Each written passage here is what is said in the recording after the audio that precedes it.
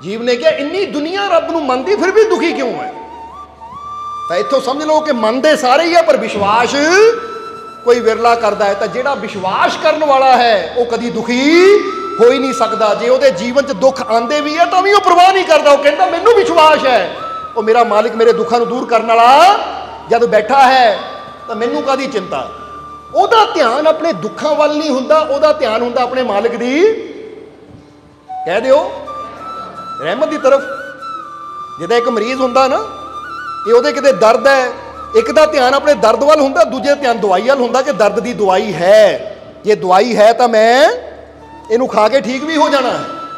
इसी तरह अपने मालिक की रहमत वाल ध्यान रखो कि जे मेरे जीवन च प्रॉब्लम है तो मेरा मालिक है, ओदी रहमत है, ओदी कृपा भी है जो हर प्रॉब्लम का हल है, जो हर मुश्किल का हल है, जो मैनू हर दुख चो कढ़ सकती है, क्योंकि ओदी रहमत वास्ते कुछ भी असंभव नहीं है। समझ रहे हो कि नहीं? इसलिए ओदी रहमत नू प्राप्त करने वास्ते जे तुहाडे जीवन च कोई तकलीफ है, कोई दुख है, कोई परेशानी है तो फिर ओनू याद जरूर करो, ओदा सिमरन जरूर करो। क्योंकि दूजा सवाल भी आ रहा है कि नाम जपना, सिमरन करना, पूजा पाठ करने नाल कोई फायदा भी हुंदा है, इहदा कोई लाभ भी हुंदा है? तो वह भी इहदे नाल ही जुड़िया होया है कि अगर तुसानू जीवन च कोई प्रॉब्लम है, अगर तुहानू जीवन च कोई परेशानी है तो याद रखो हर परेशानी का हल हो जाता है जदों इंसान अपने मालिक नू याद करता है, उसकी बंदगी च जाता है, यानी उसकी बंदगी करता है। तुसीं देखते हो ना कि हॉस्पिटल के अंदर ICU बनिया होंदा है, हर हॉस्पिटल अंदर एक ICU होंदा है, इंटेंसिव केयर यूनिट ICU, कि जिथे बंदे नू खास यानी उन्होंने इस तरह खास तरीके नाल रखिया जाता है कि उन्होंने कोई प्रॉब्लम ना हो, परेशानी ना हो। क्योंकि तुसीं देखते हो कि हर हॉस्पिटल में ICU होंदा, जिहड़ा मरीज सीरीयस होंदा है उन्होंने ICU च रखिया जाता है। क्यों? क्योंकि उत्थे रोशनी भी मध्यम होंदी है, शांति भी बड़ी होंदी। तां ही तुसीं देख रहे हो ICU च किसी नूं मिलने जाओ तो उत्थे आवाज़ नहीं कोई होंदी, बंदा कहते हौली हौली गल बंदा करता है क्योंकि शांति, और उत्थे भीड़ भी नहीं होंदी। ज़्यादातर लोग ਉਹਦੇ बाहर ही रहते हैं, सिर्फ कोई खास एक अद्धा बंदा जाता अपनी फैमिली मैंबर नूं मिलण वास्ते, मिल के बाहर आ जाता है। इदां हुंदी है कि नहीं? और वो शांति दे विच इंसान नूं आराम जल्दी मिलता है।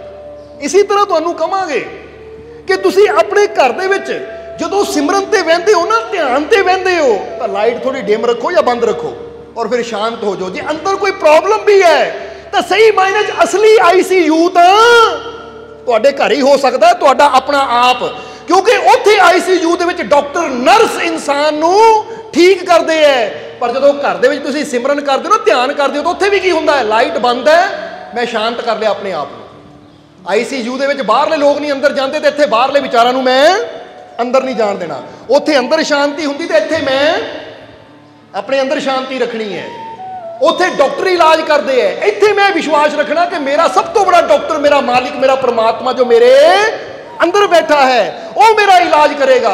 जो बंदा शांत होकर अपने मालिक का सिमरन करता है ना, अपने मालिक नूं याद करता है, अपने मालिक का नाम लैंदा है, तो वो एक ऐसी अवस्था हुंदी है कि जदों इंसान दे अंदर जिद्दां दा मर्जी दुख होवे, जिद्दां दी मर्जी पीड़ा होवे, वो कुदरत तो परमात्मा हौली हौली उहनूं ठीक करना शुरू कर दिंदी है। वो कहते मैं तेरी केयर करने वाला बैठा है, एक बार मेरे ते विश्वास तो रख। सो ऐसी कहांगे जदों कोई प्रॉब्लम आवे, जदों कोई मुश्किल लगे, थोड़ी देर वास्ते अखां बंद कर लो, लंबा श्वास अंदर लो और बैठो, अपने मालिक ते विश्वास रखो कि मेरा मालिक मैनू ठीक करने वाला, मैनू पैदा करने वाला और मैनू ठीक करने वाला मेरे अंदर बैठा है, और मैनू यकीन है उसते कि ओदी रहमत मैनू ठीक भी जरूर करेगी। इसलिए लंबा श्वास लो और श्वास छड़ दो, कहो कि मालिक की रहमत नाल मैं सारे दुखों तो मुक्त हो गया। जे कोई परेशानी है तो महसूस करो मैं सारिया परेशानियों तो मुक्त हो गया, मैं सारिया टेंशनों तो मुक्त हो गया, और मैं पूरी तरह ठीक हाँ। अगर ये भावना तुसी अपने अंदर दिंदे हो तो समझ लो ये वो दवाई का काम करती, जिदा ICU में मरीज नूं ग्लूकोज लगे होंदे है, ਉਹ ਇਨਸਾਨ ਨੂੰ ਆਕਸੀਜਨ ਲੱਗੀ ਹੈ ਜਾਂ ਕਈ ਪ੍ਰਕਾਰ ਦੀਆਂ ਹੋਰ ਦਵਾਈਆਂ ਦਿੱਤੀਆਂ ਜਾਂਦੀਆਂ, ਤਾਂ ਤੁਸੀਂ ਇਹ ਮਹਿਸੂਸ ਕਰੋ ਕਿ ਇਹ ਮੇਰੇ ਸ਼ਬਦ ਉਹ ਦਵਾਈ ਦਾ ਕੰਮ ਕਰਦੇ ਹੈ। ਉਹ ਮਾਲਿਕ ਦੇ ਵਿਸ਼ਵਾਸ ਨਾਲ ਮੈਂ ਠੀਕ ਹੋ ਰਿਹਾ, ਔਰ ਵਾਕਈ ਜਿਹੜਾ ਕੰਮ ਉਹਦੀ ਰਹਿਮਤ ਨੇ ਕਰ ਦੇਣਾ ਹੈ। ਦਵਾਈਆਂ ਵੀ ਅਸਰ ਲੇਟ ਕਰਦੀਆਂ, ਉਹਦੀ ਰਹਿਮਤ ਅਸਰ ਜਲਦੀ ਕਰ ਦਿੰਦੀ ਹੈ। ਇਸ ਲਈ ਸ਼ਬਦਾਂ ਦਾ ਅਸਰ, ਕਿਉਂਕਿ ਜੀਵ ਨੇ ਕਿਹਾ ਕਿ ਨਾਮ ਜਪਣ ਦਾ ਕੋਈ ਫਾਇਦਾ ਵੀ ਹੁੰਦਾ ਹੈ। ਤਾਂ ਯਾਦ ਰੱਖੋ ਕਿ ਜਦੋਂ ਸਾਡੀ ਜ਼ੁਬਾਨ ਤੋਂ ਜਿੱਦਾਂ ਦੇ ਸ਼ਬਦ ਨਿਕਲਦੇ ਆ ਨਾ, ਉਹਦਾ ਪ੍ਰਭਾਵ ਸਾਡੇ ਜੀਵਨ ਤੇ ਜ਼ਰੂਰ ਪੈਂਦਾ ਹੈ। ਇੱਥੇ ਅਸੀਂ ਇੱਕ ਚੀਜ਼ ਤੁਹਾਨੂੰ ਦੱਸਣੀ ਚਾਹਾਂਗੇ। ਇਹ ਸਾਨੂੰ ਨਾ ਇੱਕ ਵਾਰ LA ਲਾਸ ਐਂਜਲ ਅਮਰੀਕਾ ਦੇ ਅੰਦਰ ਹੈ, ਜਦੋਂ ਉੱਥੇ ਗਏ ਅਸੀਂ ਪਰਿਵਾਰ ਦੇ ਨਾਲ, ਤਾਂ ਉੱਥੇ ਦੇ ਜੋ ਜੀਵ ਸੀ ਉਹ ਸਾਨੂੰ ਹਾਲੀਵੁੱਡ ਲੈ ਕੇ ਗਏ। ਇੱਕ ਥੀਮ ਪਾਰਕ ਹੈ ਹਾਲੀਵੁੱਡ, ਉੱਥੇ ਲੈ ਕੇ ਗਏ। ਤਾਂ ਉੱਥੇ ਕੀ ਦੇਖਿਆ ਅਸੀਂ ਕਿ ਉੱਥੇ ਇੱਕ ਗਲੀ ਹੈ ਜਿਹਦਾ ਨਾਮ ਹੈ walk of fame. Walk of fame, WALK of fame. ਉਹ ਗਲੀ ਵਿੱਚ ਕੀ ਹੈ? ਹਾਲੀਵੁੱਡ ਦੇ ਅੰਦਰ ਉਹ ਗਲੀ ਹੈ, ਲਾਸ ਐਂਜਲ ਦੇ ਅੰਦਰ ਉਹ ਗਲੀ ਹੈ ਜਿੱਥੇ ਸਟਾਰਾਂ ਦੇ ਨਾਮ ਲਿਖੇ ਹੋਏ ਹੈ, ਸਿਤਾਰਿਆਂ ਦੇ ਨਾਮ ਲਿਖੇ ਹੋਏ ਹੈ। ਚਾਹੇ ਉਹ ਫਿਲਮ ਸਟਾਰ ਹੈ, ਚਾਹੇ ਉਹ ਕਿਸੇ ਗੇਮ ਦੇ ਸਟਾਰ ਹੈ, ਗੇਮ ਮਤਲਬ ਚਾਹੇ ਕੋਈ ਬਾਕਸਰ ਹੈ, ਚਾਹੇ ਕੋਈ ਫੁੱਟਬਾਲ ਸਟਾਰ ਹੈ, ਯਾਨੀ ਉਹਨਾਂ ਦੇ ਨਾਮ ਲਿਖੇ ਹੋਏ ਹੈ। ਔਰ ਜਿਹੜੇ ਸਟਾਰ ਨੂੰ ਲੋਕ ਪਸੰਦ ਕਰਦੇ ਨਾ, ਉਹਦੇ ਕੋਲ ਖੜ ਕੇ ਨਾ ਫੋਟੋ ਖਿਚਾਉਂਦੇ ਆ। ਇਹ ਦੇਖੋ ਆਪਣੇ ਸਟਾਰ ਦੇ ਕੋਲ, ਕਿਉਂਕਿ ਤਾਰੇ ਬਣੇ ਹੋਏ ਹੈ। ਫੋਟੋ ਤੁਸੀਂ ਗੂਗਲ ਤੇ ਦੇਖ ਸਕਦੇ ਹੋ ਕਿ ਕਿੱਦਾਂ ਸਟਾਰ ਬਣਾਏ ਹੋਏ ਆ ਪਿੰਕ ਕਲਰ ਦੇ, ਔਰ ਉੱਥੇ ਉਹਨਾਂ ਨਾਮ ਲਿਖੇ ਹੋਏ ਕੱਲੇ ਕੱਲੇ ਸਟਾਰ ਦੇ, ਕੱਲੇ ਕੱਲੇ ਸਿਤਾਰੇ ਦੇ ਨਾਮ। ਹੁਣ ਉੱਥੇ ਹਜ਼ਾਰਾਂ ਹੀ ਇੱਦਾਂ ਦੇ ਸਟਾਰ ਬਣੇ ਹੋਏ ਆ ਜਿੱਥੇ ਨਾਮ ਲਿਖੇ ਗਏ ਆ। ਕੀ ਕਹਿੰਦੇ ਉਹਨੂੰ, ਸਟਰੀਟ ਨੂੰ, ਗਲੀ ਨੂੰ, ਵਾਕ ਆਫ ਫੇਮ। ਹੁਣ ਉੱਥੇ ਅਸੀਂ ਕੀ ਦੇਖਿਆ ਕਿ ਸਾਰੇ ਸਿਤਾਰਿਆਂ ਦੇ ਨਾਮ ਜ਼ਮੀਨ ਤੇ ਹੈ, ਪਰ ਇੱਕੋ ਹੀ ਸਿਤਾਰਾ ਐਸਾ ਹੈ ਜਿਹਦਾ ਨਾਮ ਜ਼ਮੀਨ ਤੇ ਨਹੀਂ ਹੈ, ਜਿਹਦੀ ਤਖਤੀ ਦੀਵਾਰ ਤੇ ਲੱਗੀ ਹੋਈ ਹੈ। ਸਿਰਫ ਇੱਕੋ ਹੀ ਤਖਤੀ ਦੀਵਾਰ ਤੇ ਲੱਗੀ ਹੈ, ਸਮਝਦੇ ਹੋ ਕਿ ਨਹੀਂ? ਔਰ ਉਹ ਤਖਤੀ ਤੇ ਕਿਹਦਾ ਨਾਮ ਲਿਖਿਆ ਹੋਇਆ ਹੈ? ਜ਼ਰਾ ਧਿਆਨ ਦੇਣਾ, ਉਹ ਤਖਤੀ ਤੇ ਨਾਮ ਲਿਖਿਆ ਹੋਇਆ ਇੱਕ ਬਾਕਸਰ ਦਾ, ਜਿਹਦਾ ਨਾਮ ਹੈ ਮੁਹੰਮਦ ਅਲੀ, ਜੋ ਤਕਰੀਬਨ 20 ਸਾਲ ਚੈਂਪੀਅਨ ਰਿਹਾ, ਵਰਲਡ ਚੈਂਪੀਅਨ ਸੀ। ਉਹ ਤਖਤੀ ਹਾਲੀਵੁੱਡ ਵਾਲਿਆਂ ਨੇ ਉਹਨੂੰ ਜਾ ਕੇ ਕਿਹਾ ਕਿ ਤੇਰਾ ਨਾਮ ਵੀ ਅਸੀਂ ਇੱਥੇ ਲਿਖਣਾ ਹੈ, ਕਿਉਂਕਿ ਪਰਮਿਸ਼ਨ ਲੈਂਦੇ ਆ ਪਹਿਲਾਂ। ਉਹ ਜਿਸ ਸਿਤਾਰੇ ਦਾ ਨਾਮ ਲਿਖਣਾ ਹੋਵੇ ਪਰਮਿਸ਼ਨ ਲੈਂਦੇ ਹੈ, ਤਾਂ ਫਿਰ ਉਹਦਾ ਨਾਮ ਉੱਥੇ ਲਿਖਿਆ ਜਾਂਦਾ ਹੈ। ਜਦੋਂ ਉਹਦੀ ਪਰਮਿਸ਼ਨ ਲੈਣ ਗਏ ਤਾਂ ਉਹਨਾਂ ਮਨਾ ਕਰ ਦਿੱਤਾ, ਕਹਿੰਦਾ ਨਹੀਂ, ਮੈਂ ਸਟਰੀਟ ਤੇ ਨਾਮ ਨਹੀਂ ਲਿਖਾਣਾ, ਯਾਨੀ ਜ਼ਮੀਨ ਤੇ ਨਾਮ ਨਹੀਂ ਲਿਖਾਣਾ। ਉਹ ਕਹਿੰਦੇ ਕਿਉਂ? ਬੜੇ ਬੜੇ ਫੇਮਸ ਸਟਾਰਾਂ ਦੇ ਨਾਮ ਉੱਥੇ ਹੈ, ਤੁਸੀਂ ਕਿਉਂ ਨਹੀਂ ਲਿਖਾਣਾ? ਉਹ ਕਹਿੰਦਾ ਦਰਅਸਲ ਮੇਰੇ ਨਾਮ ਦੇ ਵਿੱਚ ਦੋ ਬੜੀਆਂ ਸ਼ਖਸੀਅਤਾਂ ਦਾ ਨਾਮ ਹੈ, ਕਿਉਂਕਿ ਮੇਰਾ ਪਹਿਲਾ ਨਾਮ ਮੁਹੰਮਦ ਹੈ ਔਰ ਦੂਸਰਾ ਨਾਮ ਅਲੀ ਹੈ। ਮੁਹੰਮਦ यानी ਉਹ ਪੈਗੰਬਰ ਦਾ ਨਾਮ ਹੈ, ਔਰ ਅਲੀ यानी ਉਹ ਸ਼ੇਰੇ ਖੁਦਾ ਦਾ ਨਾਮ ਹੈ। ਔਰ ਮੈਂ ਨਹੀਂ ਚਾਹੁੰਦਾ ਇਹ ਨਾਮ ਜ਼ਮੀਨ ਤੇ ਲਿਖਿਆ ਜਾਵੇ, ਉਹ ਲੋਕਾਂ ਦੇ ਉੱਤੇ ਪੈਰ ਆਣ। ਇਹਨੂੰ ਵਿਸ਼ਵਾਸ ਕਹਿੰਦੇ ਆ, ਆਪਣੇ ਮਾਲਿਕ ਤੇ ਆਪਣੇ ਰੱਬ ਤੇ ਵਿਸ਼ਵਾਸ। ਸਮਝ ਆ ਰਹੀ ਹੈ ਕਿ ਨਹੀਂ?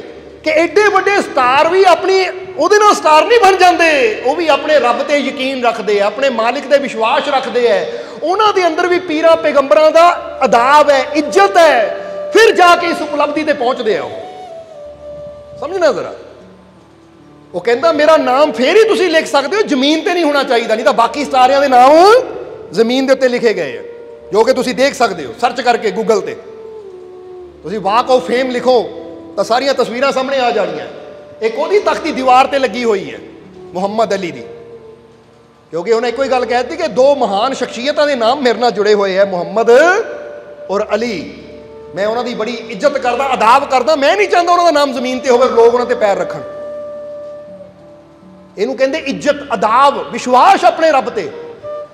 ਫਿਰ ਕਿਸੇ ਨੇ ਮੁਹੰਮਦ ਅਲੀ ਨੂੰ ਸਵਾਲ ਕੀਤਾ, ਮੁਹੰਮਦ ਅਲੀ ਨੂੰ ਸਵਾਲ ਕੀਤਾ ਕਿ ਤੁਸੀਂ 20 ਸਾਲ ਦੇ ਕਰੀਬ ਚੈਂਪੀਅਨ ਰਹੇ ਹੋ, 20 ਸਾਲ ਦੇ ਕਰੀਬ ਵਰਲਡ ਚੈਂਪੀਅਨ ਰਹੇ ਹੋ, ਤੁਹਾਡੀ ਇਹ ਜਿੱਤ ਦੇ ਪਿੱਛੇ ਵਜ੍ਹਾ ਕੀ ਹੈ? ਤੁਹਾਡੀ ਜਿੱਤ ਪਿੱਛੇ ਵਜ੍ਹਾ ਕੀ ਹੈ?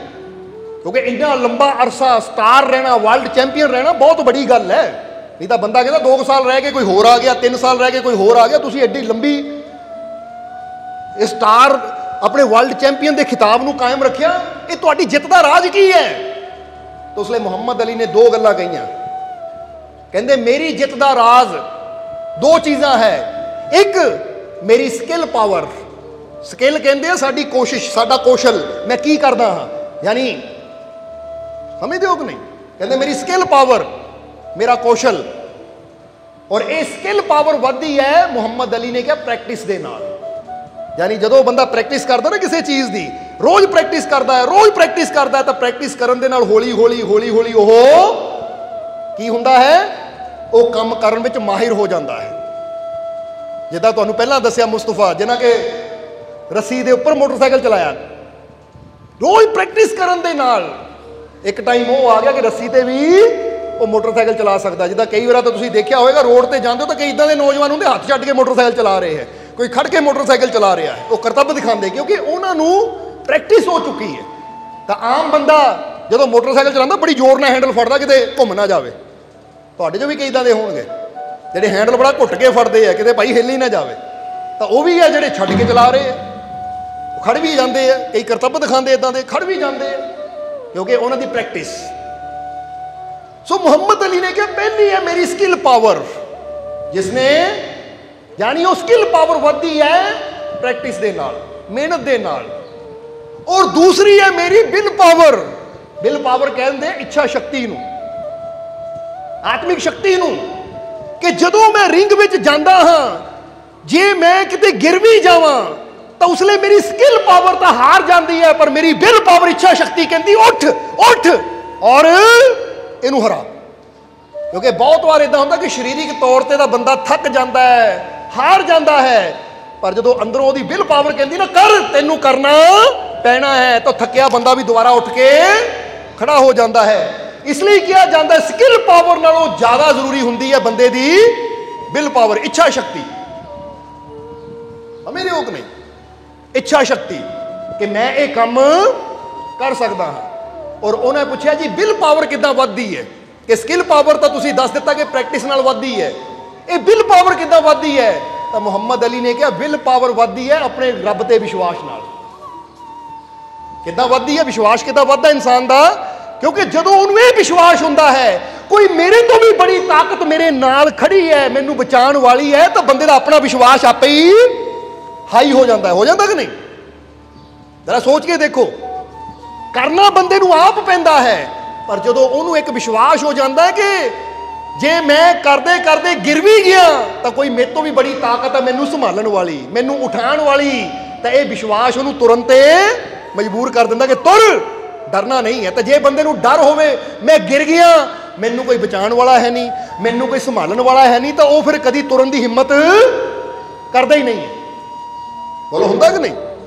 हुण जे तुसीं इदां दे रास्ते जावो कि जिथे तुहानू होवे मैनू कोई लुट सकता है या मैनू कोई रास्ते च नुकसान पहुंचा सकता है, तो तुहाडा दिल ही नहीं करना उस रास्ते जाण नू।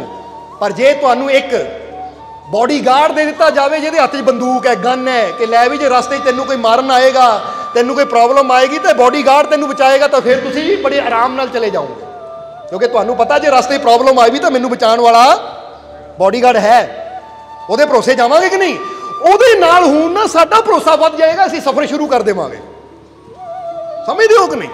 ਇਸ ਲਈ ਜਦੋਂ ਇਨਸਾਨ अपने मालिक पे भरोसा करता है कि मैं जिंदगी का सफर करना है, जे रास्ते च प्रॉब्लम आती भी है तो मेरा बॉडी गार्ड जिसने मैनू बॉडी दी है, मेरा वजूद बनाया है, वह गार्ड भी जरूर करेगा, यानी इसकी रक्षा भी जरूर करेगा, क्योंकि असली तो बॉडी गार्ड वो है। बॉडी यानी शरीर, ये बनाता कौन है? जवाब दे दो। वो मालिक, वो परमात्मा, रब ही बनाता ना शरीर तुहाडा। तो जिहड़ा बॉडी नू बना सकता है गार्ड भी वो कर सकता है, इसकी सुरक्षा भी कर सकता है। बस सानू यकीन होना चाहिए कि मैं जिंदगी के सफर च डरना नहीं है, चिंता नहीं करनी, जब मुश्किल आएगी भी, प्रॉब्लम आएगी भी, तो मेरा बॉडीगार्ड है, वो मेरा मालिक, मेरा परमात्मा, जो हर जगह मेरी रक्षा जरूर करेगा। ये विश्वास होना चाहिए साडे अंदर। इसलिए उन्होंने स्किल पावर प्रैक्टिस के नाल वधदी है, कौशल शक्ति प्रैक्टिस के नाल वधदी है, तो बिल पावर अपने रब ते विश्वास नाल वधदी है कि कोई शक्ति है जो मैनू संभालने वाली है, जो मैनू चलाने वाली है, जो मैनू हर मुश्किल चों कड्ढण वाली है। और वो बिल पावर उदों ही इंसान की इनक्रीज होंदी है जदों इंसान का विश्वास अपने मालिक के प्रति पूरा होवे, क्योंकि जिद्दां जिद्दां साडा विश्वास अपने रब के प्रति वधदा चला जाता है, उदा उदा सानू अंदरों शक्ति मिलती चली जाती है। इसलिए तुसी देखोगे कि जिन्हां अंदर परमात्मा का अपने मालिक के प्रति विश्वास पूरा हुंदा है, वो भी काम कर देंगे जिन्हों बाकी करन तो डरदे है। बाकी दुनिया जिथे डर जाती कि ये नहीं होना, तो जिन्होंने विश्वास है कोई शक्ति है जो मेरे नाल है, इसलिए मैनू सफलता जरूर मिलेगी। वो रब के विश्वास से वो भी काम कर जाते जिन्हों करन तो दूसरे डरदे है। इसलिए अपनी स्किल पावर असी प्रैक्टिस नाल वधा सकते हैं, तो अपनी विल पावर असी अपने मालिक के प्रति विश्वास नाल वधा सकते हैं। जरा समझना। और एक चीज़ होर दसी मुहम्मद अली ने, वो तुसी भी नोट कर लेनी कि मैनू अपने रब ते इन्ना विश्वास है, अपने गॉड ते, अपने परमात्मा ते, अपने अल्लाह ते इन्ना विश्वास है मैनू कि जदों मैं रिंग विच जाना है तो जान तो पहले ही मैं अपने आप को अंदर की कहना है कि तेरे सिर ते वो तेरा अल्लाह है, गॉड है, परमात्मा है, तू ग्रेट है। आई am great, I am champion, I am winner. कहते तीन चीज़ां मैं अपने अंदर दोहरांदा सी। किहड़ी चीज़? रिंग च जाण तो पहले मैं अपने अंदर बैठा बैठा सोचदा हुंदा सी I am winner. I am winner का मतलब है कि मैं विजेता हाँ। हाले मैच तो शुरू होया नहीं, पर मैनू विश्वास है आई एम विनर। मैं पहले ही अपने आप को विश्वास नाल जित्या होया समझ लैंदा सी। I am great, I am champion. और ये तीन लफ्ज मैं अपने अंदर दोहरांदा सी और अपने रब ते विश्वास रखदा सी कि वो मेरे नाल है, आई एम चैंपियन। वो मेरे नाल है, आई एम ग्रेट। वो मेरे नाल है, आई एम विनर। कहंदा इस विश्वास नाल जांदा सी तो वाकई मैं विनर होके आंदा सी। हुण तुसीं भी समझ लो कि दो चीज़ां तुसीं भी अपने अंदर रखनियां है। वो किहड़ियां? एक अपने मालिक के प्रति विश्वास, और दूजा तुसी जदों भी कोई काम करना है तो अपने आप को कहना शुरू करो आई एम विनर, मैनू कामयाबी जरूर मिलेगी। आई एम चैंपियन, मैं भी ये काम का चैंपियन है। जे तुहानू किते खतरा है, किते डर है, तो अपने अंदर कहो ओ मेरा मालिक मेरे नाल है। I am safe. सेफ का मतलब मैं सुरक्षित हाँ, मैनू डरन की जरूरत नहीं है। इसलिए विश्वास रखो अपने मालिक ते, विश्वास रखो अपने रब ते, क्योंकि जिन्ना इंसान का विश्वास अपने मालिक के प्रति वधदा चला जाता है, उन्ना इंसान की हिम्मत हौसला वधदा चला जाता है। पर इत्थे एक गल ये भी तुहानू कहांगे कि नाल नाल अंदरों ये दोहराना भी है कि मैं कामयाब हाँ, मैं सफल हाँ, मैनू कामयाबी जरूर मिलेगी, मैनू सफलता जरूर मिलेगी। हाले मैच स्टार्ट नहीं होया, पर पहले ही मान लिया मैं विनर, क्योंकि मेरा रब मेरे नाल है। इसलिए मुहम्मद अली कहते सी बाकी लोग रिंग विच आंदे सी ये सोच के कि मेरा मुकाबला चैंपियन दे नाल है, तो मैं ये सोच के जांदा सी मैं चैंपियन हाँ। ये फर्क हुंदा है, समझदे हो कि नहीं? एक बंदा कहता मेरा मुकाबला उहदे नाल है जो बड़ा कामयाब है, तो एक बंदा कहता मैं कामयाब हाँ। हुण जदों असीं कहंदे मेरा मुकाबला उहदे नाल जो चैंपियन है, तो असीं पहले ही अपने आप को उतों थले मान लेंदे हैं कि भाई वो चैंपियन है तो मैं तो उहदे सामने कुछ है ही नहीं। समझदे हो कि नहीं? इसलिए तुहाडे जीवन च कोई मुश्किल होवे भी, तुहाडे जीवन च कोई प्रॉब्लम होवे भी, तो प्रॉब्लम तो डरो ना। बोलो समझदे हो कि नहीं? कई बार की हुंदा कि असीं प्रॉब्लम नूं बहुत बड़ा समझ लैंदे हां, हालांकि प्रॉब्लम उन्नी बड़ी हुंदी नहीं है, बड़ी तो उहदी रहमत है। इसलिए अगर तुहाडे जीवन च भी कोई प्रॉब्लम आवे ना, तो अज कहते हैं कि बड़े बड़े मनोविज्ञानिक एक टैक्नीक दिंदे है प्रॉब्लम तो बचण दी। समझदे हो कि नहीं?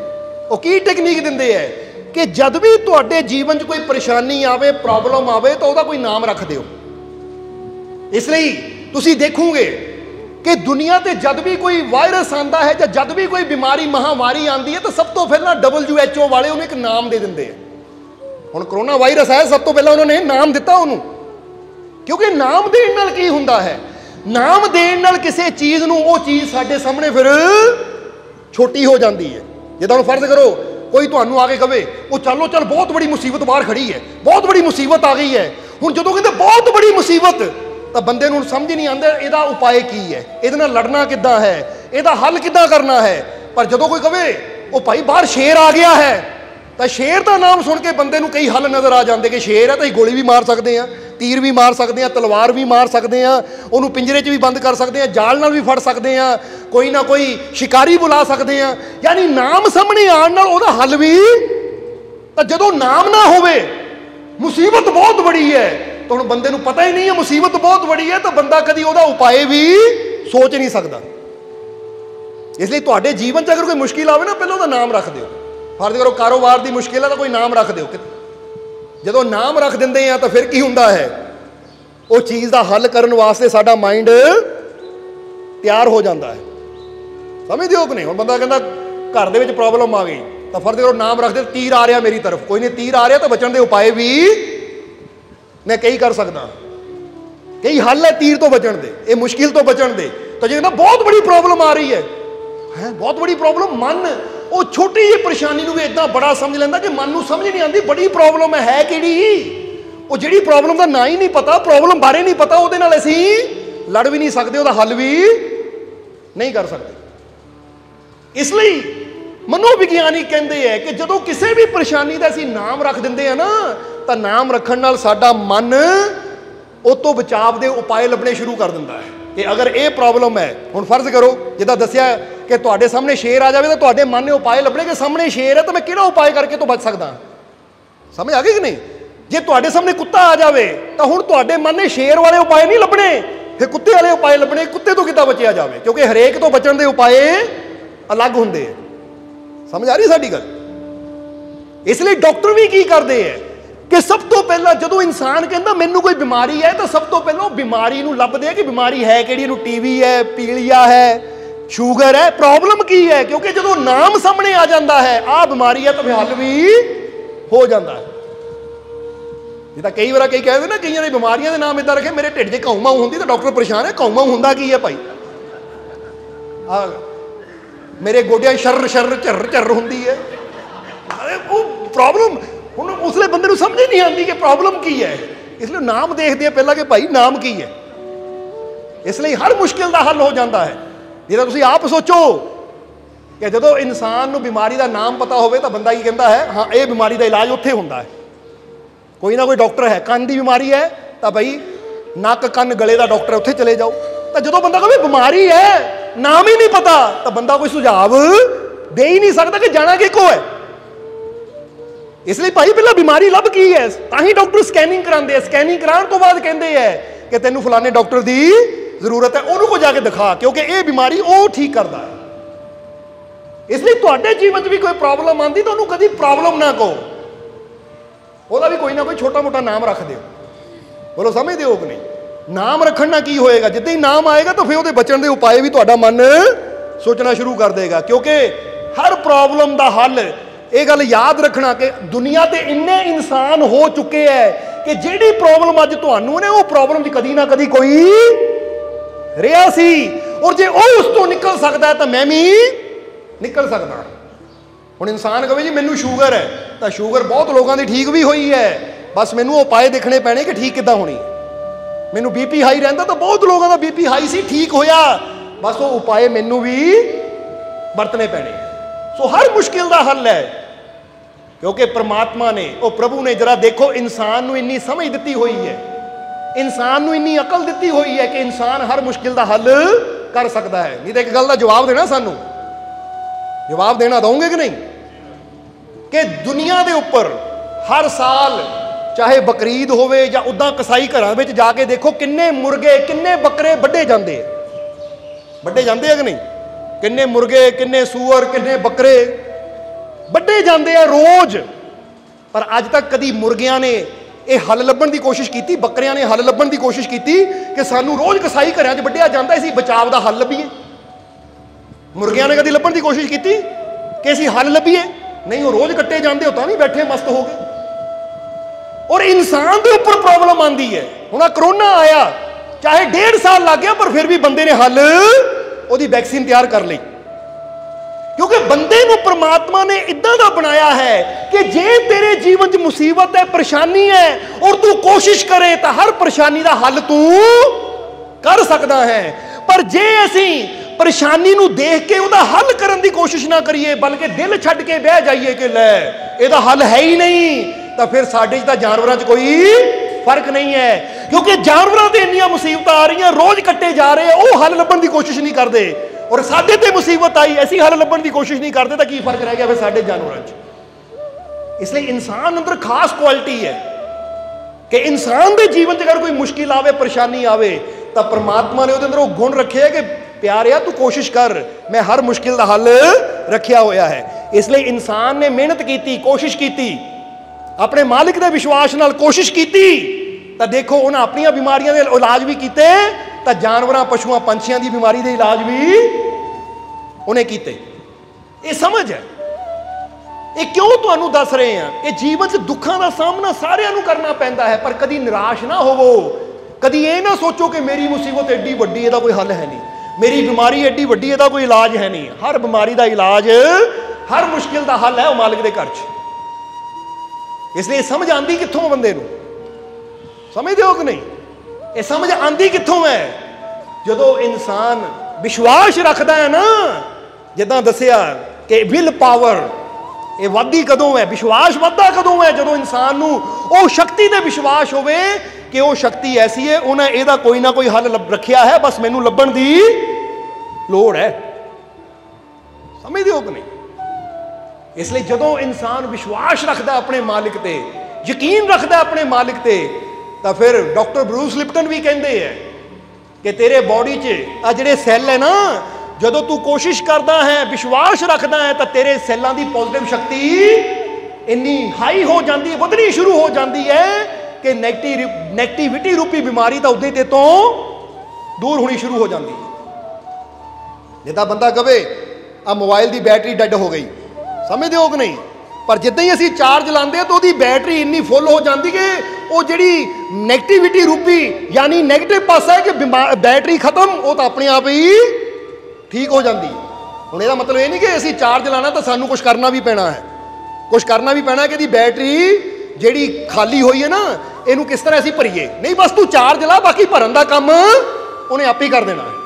ਇਸੇ ਤਰ੍ਹਾਂ ਤੂੰ ਆਪਣੇ ਰੱਬ ਤੇ ਵਿਸ਼ਵਾਸ ਰੱਖ ਕਿ ਉਹ ਪਰਮ ਸ਼ਕਤੀਸ਼ਾਲੀ ਪਰਮਾਤਮਾ ਮੇਰੀ ਰੱਖਿਆ ਕਰਨ ਵਾਲਾ ਬੈਠਾ ਹੈ, ਤਾਂ ਉਹਨਾਂ ਕੰਮ ਆਪਣੇ ਆਪ ਹੀ ਕਰਨਾ ਸ਼ੁਰੂ ਕਰ ਦੇਣਾ। ਤੈਨੂੰ ਸੋਚਣ ਦੀ ਲੋੜ ਨਹੀਂ ਕਿੱਦਾਂ ਹੋਏਗਾ, ਇਹ ਮੇਰੇ ਅੰਦਰ ਤੰਦਰੁਸਤੀ ਕਿੱਦਾਂ ਭਰੇਗੀ। ਜਿੱਦਾਂ ਸੋਚੀਏ ਬੈਟਰੀ ਮੈਂ ਚਾਰਜ ਲਾਤੀ, ਹੁਣ ਬੈਟਰੀ ਅੰਦਰ ਭਰੇਗੀ ਕਿੱਦਾਂ? ਮੈਨੂੰ ਕੀ ਕਰਨਾ ਪਏਗਾ? ਤੈਨੂੰ ਕੁਝ ਨਹੀਂ ਕਰਨਾ, ਤੂੰ ਬਸ ਚਾਰਜ ਲਾ, ਤੂੰ ਸੌਂ ਜਾ। ਫਿਰ ਦੇਖ ਜਦੋਂ ਤੂੰ ਜਾਗਣਾ ਤਾਂ ਬੈਟਰੀ 100% ਹੋਣੀ ਹੈ।